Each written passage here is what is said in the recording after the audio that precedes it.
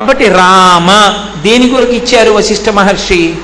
పాపరాశి ధ్వంసం చేసుకుని కలియుగం వస్తోంది కాబట్టి, ద్వాపర యుగంలో ఇంకొక పాదం పోతోంది కాబట్టి ధర్మానికి, తరువాత వచ్చే కలియుగం ఇంకా ప్రమాదం కాబట్టి భగవన్నామాన్ని పట్టుకుని అందరూ తరించడానికి వీలుగా శ్రీరామనామాన్ని పెద్ద కొడుకు అయినటువంటి రామచంద్రమూర్తికి ఉంచారు.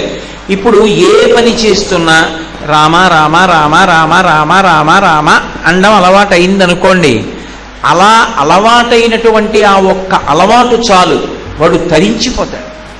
వాడు ప్రాణోత్క్రమణ సమయాన్ని పొందుతుంటే నిశ్చయాత్మకంగా, అందులో మీకేమీ అనుమానం అక్కర్లేదు, ఎన్నో సంఘటనలు ఉన్నాయి అటువంటివి, ఖచ్చితంగా రామచంద్ర ప్రభువు వచ్చి దర్శనం చేసి వాడిని తీసుకెడతాడు, దర్శనమిచ్చి తీసుకెడతాడు. రామనామము అంత గొప్పది, శివనామము అంత గొప్పది. అందుకే కాళహస్తీశ్వర శతకం చేస్తూ దూర్జటి పవి పుష్పంబగు అగ్ని మంచగు ఆకోపారం భూమిస్థలంబగు శత్రుండతిమిత్రుడు విషము దివ్యాహారమౌ నిన్నగా అవనీమండలి లోపలం శివ శివేచ్ఛాభాషణోల్లాసకిన్ శివా నీ నామము సర్వవస్యకరమౌ శ్రీకాళహస్తీశ్వర అన్నాడు.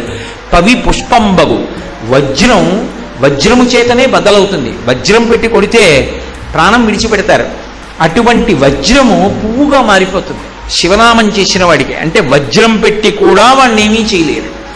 కాబట్టి పవి పుష్పంబగు అగ్ని మంచగు, పరమభక్తుడై ఎప్పుడూ శివనామం చెప్పేవాడి పట్ల అగ్ని మంచుగా మారుతుంది. అగ్ని మంచగు ఆకూపారం భూమిస్థలంబగు, సముద్రం భూమిగా మారుతుంది.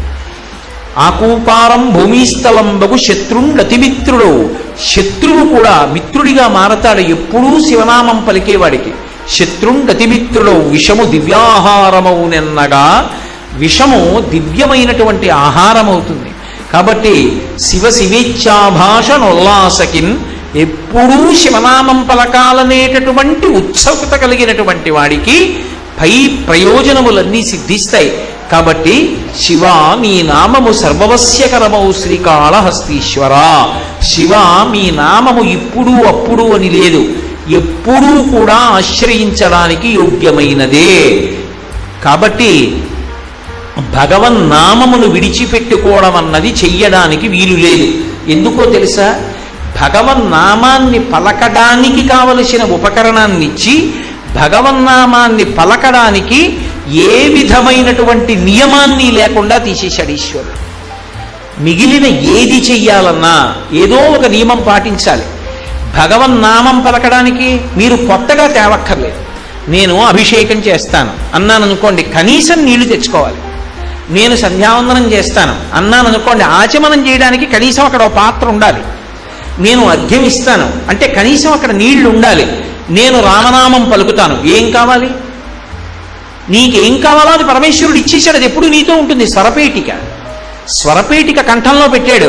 ఆ స్వరపేటిక ఉన్న కారణం చేత నామమును పలకడానికి నీకు వేరొక వస్తువు అక్కర్లేదు.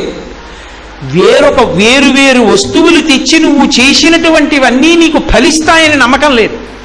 మీరు యజ్ఞం చేశారనుకోండి, ఆ యజ్ఞం ఎలా చేయాలో అలా చెయ్యాలి, అంతేగాని యజ్ఞం సరిగా చేయకపోతే యజ్ఞం ఫలితాన్ని ఇస్తుందని చెప్పడం కష్టం. ఓ పూజ చేశారనుకోండి, పూజ యందు మనసు నిలబెట్టాలి, అప్పుడే ఫలితం ఇస్తుంది. భగవన్నామం పలికారనుకోండి, మీ మనసు అక్కడ ఉందా లేదాతో సంబంధం లేదు, నామం ఫలితాన్ని ఇచ్చేస్తుంది.